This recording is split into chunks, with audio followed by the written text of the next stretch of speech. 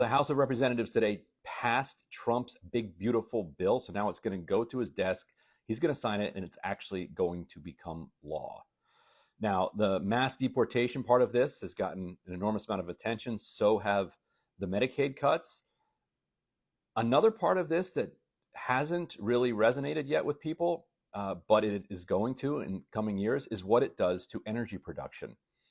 Now, they talked about it as if it's just an attack on, that it's pulling away some of the subsidies for clean energy that were included in the Inflation Reduction Act, which is Biden's kind of what Republicans would call his Green New Deal or whatever.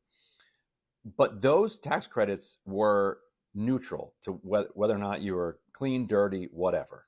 Like if you were making energy, you were going to get subsidies towards that effort. Because we need a lot more than just energy production. There's also transformers, there's transmission lines. Like there's an entire infrastructure that you need if you're going to continuously increase the supply of electricity, which obviously we have to do. Not only is AI planning to gobble up almost as much electricity as we use for everything else, everything else is getting electrified as well. Everything is computer, as they say. And so in order to do that, it takes actual investment from the government. That's what China does. That's what every other country that's going to do this kind of thing does.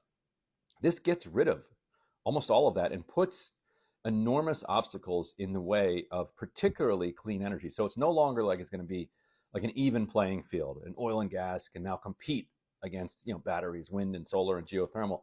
No, batteries, wind, solar, geothermal, those things which have accounted for like 2/3 of energy production, new energy production over the last couple of years, those things now are much harder to produce. So we're going to produce less supply of energy. This is not even about climate change. I'm not even talking about that.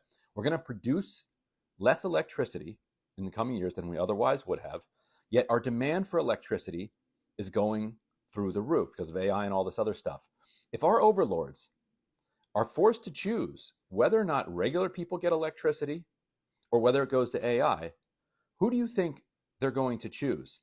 And with something finite like electricity production, they are at some point going to have to choose. And that's why countries get rolling blackouts. So look forward to not just higher energy prices, but periods of time where you just don't have any electricity at all. Like that's genuinely where we're going with this legislation. It's utterly insane and self-destructive.